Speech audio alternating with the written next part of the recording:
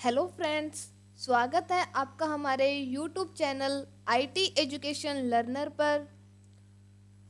तो दोस्तों, आज की क्लास शुरू करते हैं। आज का हमारा टॉपिक है sales entry in Tally ERP 9, यानी कि टैली ईआरपी 9 में सेल्स की एंट्री कैसे होती है वो हम आज की हमारी क्लास में सीखेंगे। तो जैसा कि मैंने आपको बताया ही था कि सेल्स की एंट्री भी 4 तरीकों से की जाती है। पहली सेल्स एग्जेम्प्ट में, दूसरा सेल्स जीएसटी, तीसरी सेल्स आईजीएसटी और last entry sales interstate exempt की। तो ये चारों तरीकों से एंट्री कैसे की जाती है वो हम वन बाय वन वीडियोस में आगे सीखते रहेंगे। तो अब यहाँ पर सेल की पहली एंट्री यानी कि सेल्स एग्जेम्प्टेड की एंट्री करना हम सीखेंगे। तो उसके लिए आपको सबसे पहले अपनी टैली को ओपन करना है और टैली में उस कंपनी को ओपन करना है जिस कंपनी में हमने एंट्री करनी है। तो उसके बाद में गेटवे ऑफ टैली में ट्रांजैक्शन में अकाउंटिंग वाउचर पर आना है। तो जैसा कि आपको बताया ही हुआ है कि जितनी भी टैली में एंट्रियां होती हैं वो ट्रांजैक्शन के अकाउंटिंग वाउचर में होगी। तो सेल्स की एंट्री करने के लिए भी हम ट्रांजैक्शन में अकाउंटिंग वाउचर पर जाकर के एंटर कर सकते हैं, या फिर कीबोर्ड में उसकी शॉर्टकट की है वी, तो कीबोर्ड में हम वी प्रेस करेंगे। तो जैसे ही हम वी प्रेस करते हैं हमारे सामने वाउचर की विंडो है जो वो ओपन हो जाएगी। तो अब हमारे सामने यहाँ पे आप देख सकते हो कि पेमेंट का वाउचर ओपन है, पर हमने सेल्स की एंट्री करनी है तो उसके लिए हमें सेल्स का वाउचर ओपन करना पड़ेगा। तो उसके लिए आप फंक्शन बार में साइड में देख सकते हो सभी वाउचर्स लिखे हुए हैं और उनकी शॉर्टकट भी लिखी हुई है। तो यहाँ पर सेल्स का वाउचर है जिसकी शॉर्टकट है F8। तो आप सेल्स पर क्लिक कर सकते हो, या जैसे ही हम F8 प्रेस करते हैं तो हमारा सेल्स का वाउचर है जो वो ओपन हो जाएगा। तो जो इन्फॉर्मेशन आगे हमसे वो मांग रहा है वो वन बाय वन हम इसमें फिल कर देते हैं और हम अपनी सेल्स की एंट्री शुरू करते हैं।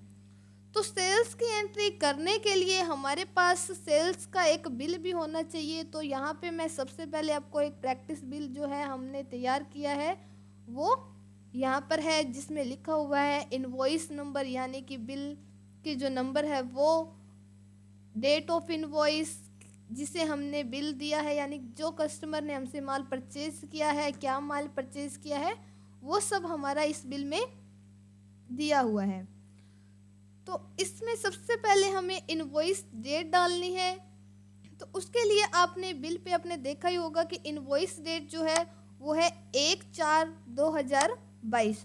तो हम अपनी टैली में भी देखते हैं, सबसे पहले साइड में ये देखेंगे कि हमारे जो वाउचर है उसमें क्या डेट है।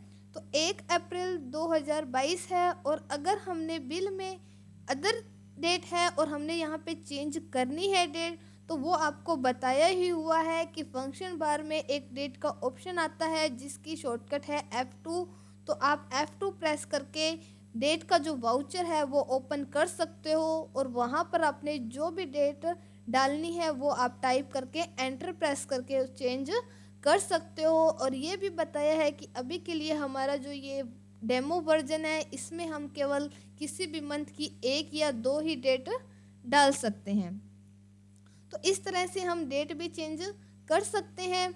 उसके बाद में अभी तो क्या है कि 1 अप्रैल 2022 है और बिल में भी हमारी यही डेट है, तो हमें इसको चेंज करने की ज़रूरत नहीं है। आगे आता है रेफरेंस नंबर यानी कि बिल नंबर। तो अपना जो बिल है वो हम देख करके एंट्री करेंगे। बिल नंबर है हमारा 4, तो हम अपने वाउचर में 4 टाइप कर देंगे और नेक्स्ट एंटर प्रेस करते हैं। अब आता है पार्टी अकाउंट नेम। तो ये है कि माल हमने किस पार्टी से बेचा है उसका हमने यहाँ पे नेम डालना है। तो यहाँ पर मैं आपको एक बात और बता देती हूँ कि जब भी हम किसी पार्टी को अगर नगद माल बेचते हैं तो उसका लेज़र बनाने की ज़रूरत नहीं है। तो यहाँ पे देखिए हमने किस पार्टी को माल बेचा है, विजय कुमार को हमने अपना माल है जो वो बेचा है। विजय कुमार को हमने माल बेचा है, वो भी कैश। तो अभी मैंने आपको बताया कि अगर हम किसी भी पार्टी को नगद माल बेचते हैं तो उसका लेजर हम नहीं बनाएंगे, उसका लेजर हमें बनाने की ज़रूरत नहीं है। तो इस लिस्ट में आपको डायरेक्ट ही आपके सामने लिस्ट ओपन होती है, आपको लिस्ट में डायरेक्ट ही एक ऑप्शन मिल जाएगा, एक लेजर होगा कैश नाम से। तो जो भी नगद बिक्री हम करेंगे पार्टी अकाउंट नेम में हम सीधा ही कैश टाइप कर देंगे, कैश डालेंगे और एंटर कर देंगे। तो यहाँ पे हम कैश पे सीधा ही एंटर कर देते हैं। अब उसके बाद में आती है अदर डिटेल। तो यहाँ पे हम उसके जो डिटेल्स है वो फिल करेंगे, यानी कि हमने जिस पार्टी को माल बेचा है उसकी डिटेल हम यहाँ पे फिल करेंगे। तो यहाँ पे आता है बायर डिटेल। तो यहाँ पे हमने देखिए ऊपर तो हमने कैश लिखा था, पर यहाँ पर बायर्स मतलब यहाँ पे हम उस पार्टी का नेम डाल देंगे। तो पार्टी का नेम है विजय कुमार। तो यहाँ पे हम टाइप कर देते हैं विजय कुमार।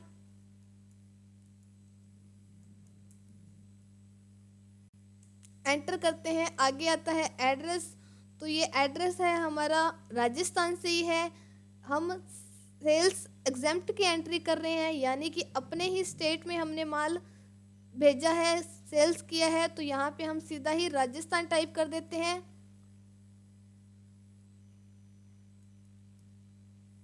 और अदरवाइज आपके पास उसके मोबाइल नंबर है तो यहाँ पे आप मोबाइल नंबर भी आप टाइप कर दोगे और एंटर प्रेस करोगे। उसके बाद में आता है कंट्री। तो कंट्री इंडिया है, स्टेट राजस्थान से है, प्लेस ऑफ सप्लाई यानी कि आपने जो माल सप्लाई किया है वो कहाँ पे किया है, तो वो भी हमने राजस्थान में ही किया है। उसके बाद में एक ऑप्शन आता है जीएसटी रजिस्ट्रेशन टाइप। तो वो जैसे ही आप उस पे पहुंचते हो आपके सामने चार ऑप्शन आ जाएंगे। एक है कंपोजिशन, दूसरा कंज्यूमर, तीसरा रेगुलर और चौथा है अनरजिस्टर्ड। तो ये मैं आपको चारों ही वन बाय वन समझा देती हूँ कि क्या होता है और हमने इसमें क्या टाइप करना है। तो देखिए सबसे जो पहला ऑप्शन है कंपोजिशन। तो कंपोजिशन का मतलब क्या होता है कि जो फर्म जो होती है वो दो तरीके की होती है।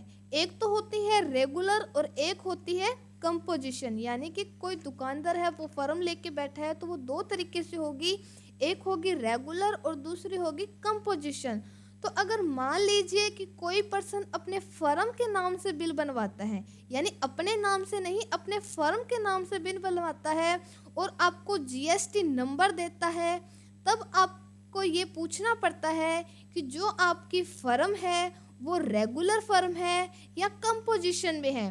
तो मान लीजिए वो बोलता है कि उसकी जो फर्म है वो कंपोजिशन में है, तो यहाँ से आप रजिस्टर टाइप में कंपोजिशन को सिलेक्ट कर लोगे। दूसरा है हमारा कंज्यूमर। तो कंज्यूमर क्या होता है, यानी कोई पर्सन है अपने इंडिविजुअल नाम से बिल बनवा रहा है। इंडिविजुअल मतलब अपने नाम से बनवा रहा है।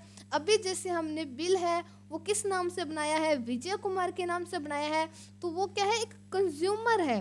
तो कंज्यूमर यानी कि वो हमारा कस्टमर है, तो हम यहाँ पर उसके लिए कंज्यूमर को सिलेक्ट करेंगे।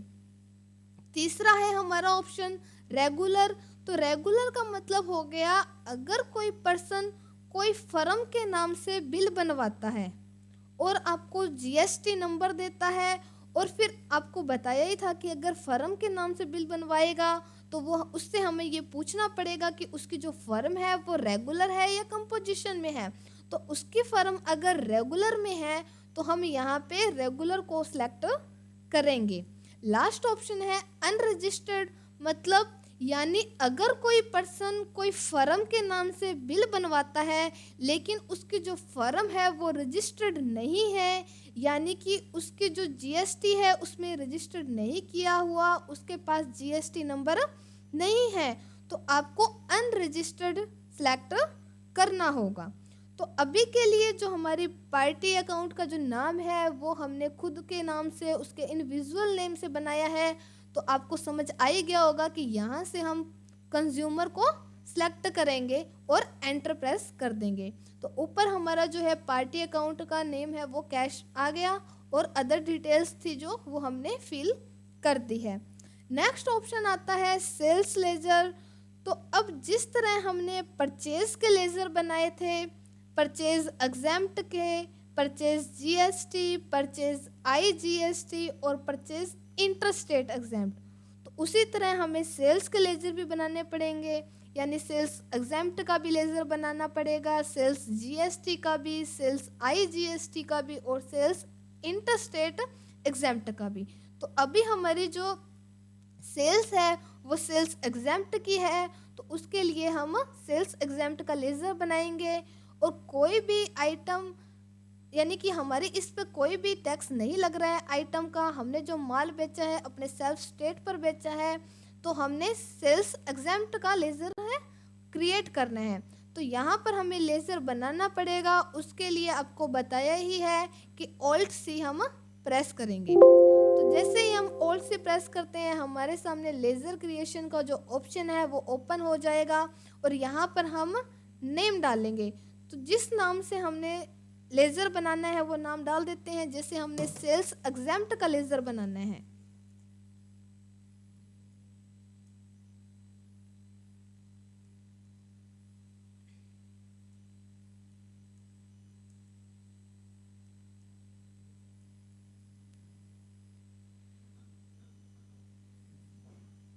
एंटर प्रेस करेंगे।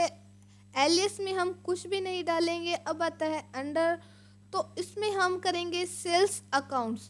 तो आप देखिए कि कोई भी हम सेल्स है, चाहे सेल्स एग्जैम्प्ट की है, सेल्स जीएसटी है, सेल्स आईजीएसटी है या कोई इंटरस्टेट एग्जैम्प्ट है, तो वो उसका जो ग्रुप है वो रहेगा हमारा सेल्स अकाउंट्स का।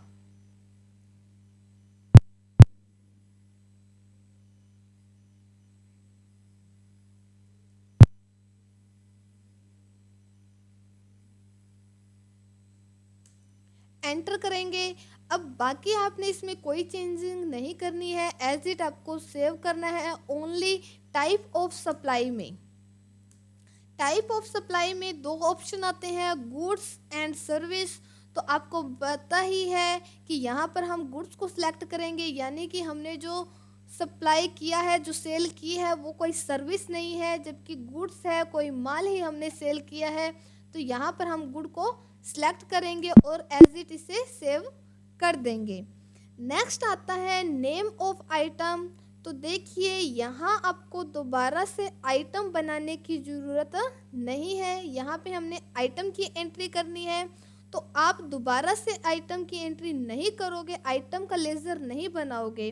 क्यों नहीं बनाओगे कि आपको बताया ही था, हम उसी आइटम को सेल करेंगे जो हमने पहले परचेज किया होगा। तो आइटम हम उसी वक्त बना चुके हैं जब हमने माल खरीदा था। तो ये भी आपको बताया ही था कि एक आइटम की एक ही बार लेज़र बनेगा, दोबारा से लेज़र नहीं बनेगा। दोबारा लेज़र उसी चीज़ का बनेगा जो कोई नई चीज़ है।